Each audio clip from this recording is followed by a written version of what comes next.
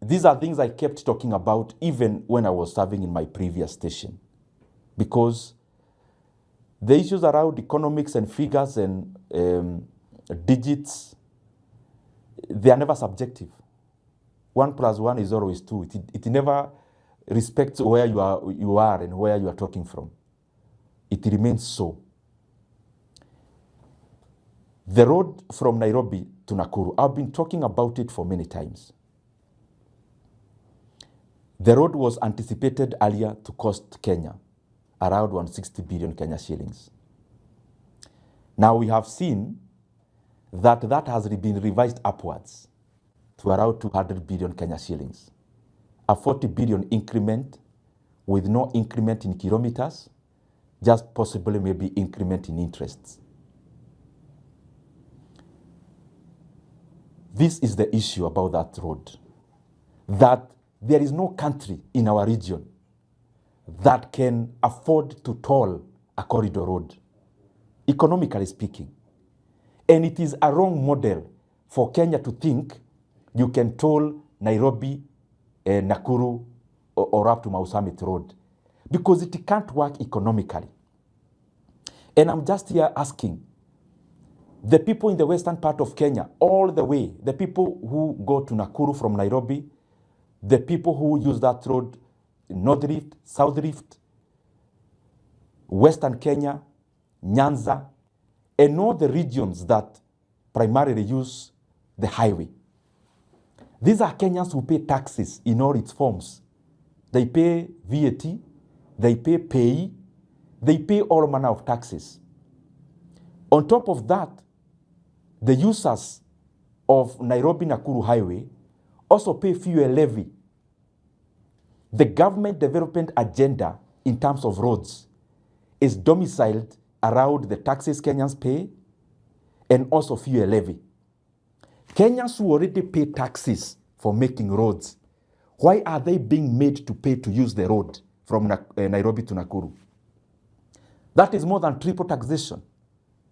And the road should be built, and Kenya has many avenues. Kenya has been borrowing currently for the recent 1 year. Kenya borrows 3.5 billion Kenya shillings every single day.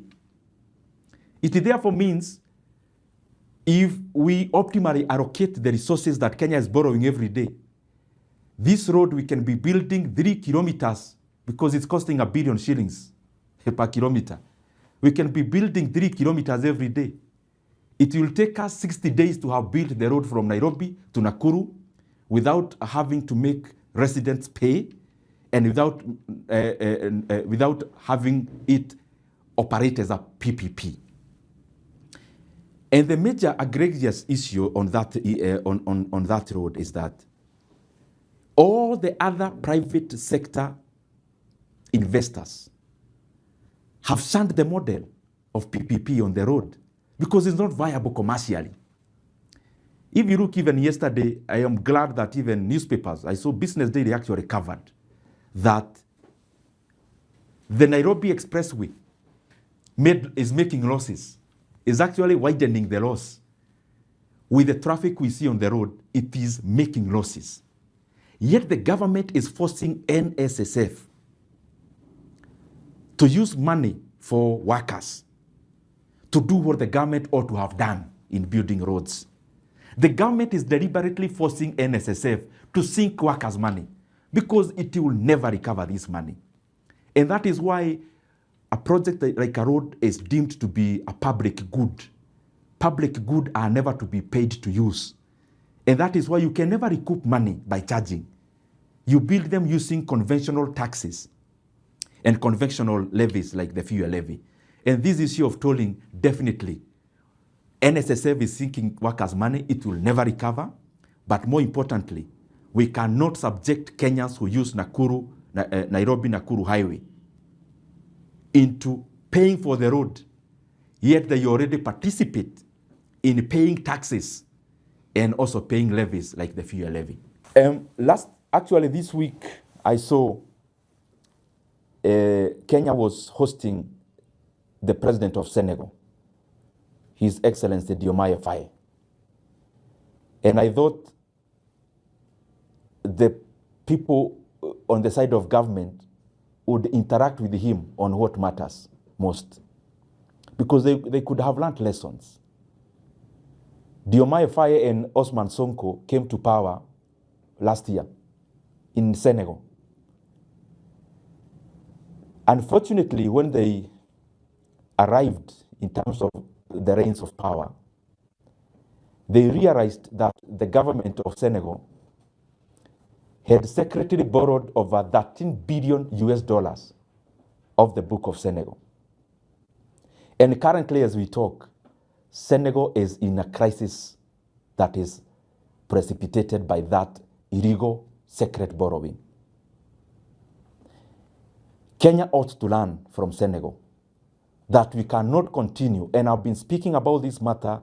It is more important than most of the things we are talking about in the public domain, because the effects are now, but they'll be more catastrophic later. Kenya continues to borrow illegally secret loans that are not included in the book of loans. When you hear me talk about Kenya is borrowing 3.5 billion every day, it does not include the money the government keeps on borrowing on securitization. They already did 7 shillings of fuel levy in terms of collecting in advance. They are now securitizing another 5. Kenya now is in the process of taking a loan using the housing levy.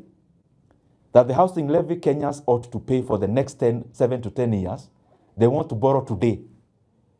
Meaning even the flexibility of any government that would come and they would want to abolish or lower some of these levies is being constrained. And I keep wondering why the National Treasury can come up with even those kind of documentations and not batting even their eyes. They don't seem like they're doing the wrong thing. Maybe they need to learn from countries like Senegal that you cannot continue playing PR on economic figures, because when there is a deceleration in the economy, it doesn't matter how you communicate or the PR you engage in to communicate around that. Figures will continue to manifest. And unfortunately, that is why in Kenya, when you interact with Kenyans, they say there's no money, because some of the decisions we are making also compound to the situation we are in as a country, economically speaking. So Kenya must maintain one book of debts. And I'm calling upon all our lenders, IMF, the World Bank. They have competent people in their offices. They cannot continue to fold their hands when they see things that are happening where their voice is needed. Because we cannot afford to lose our economy. And we cannot afford to lose our country, Kenya, on the economic front. But the secret loans we are taking will definitely lead to a situation that is not very palatable for our economy. And I'm requesting those who are involved, please stop securitization. Stop taking boards that are off the book, like the Talanta board. Stop securitizing and taking a board on the housing levy, on the tourism fund levy. In Kenya, when you hear any word inamalizika na fund, I mean an institution of government, whatever name you give it, the last name is a fund. Just know that that is another way of taking a loan. When you hear about infrastructure fund, just know it is an illegal loan that is in the offing. When you hear about tourism fund, scrutinize. You will see there is a loan in the offing or already taken. When you hear about your levy, RMLF, again is a fund, is another illegal loan. So we have now shifted. Yes, we are over borrowing on the main book, but Kenya has also become more cleverer. We are now borrowing off the book. We are definitely borrowing the book that was used by Macky Sall in Senegal. And upon the assumption of a different government, they realized a debt that was secret and unmanageable. You cannot tell us that securitization is off the book. You can also not tell us, for example, the road I talked about in terms of Nakuru Highway. PPP is also a form of debt because they are forcing NSSF to put in some money, but also to borrow much more.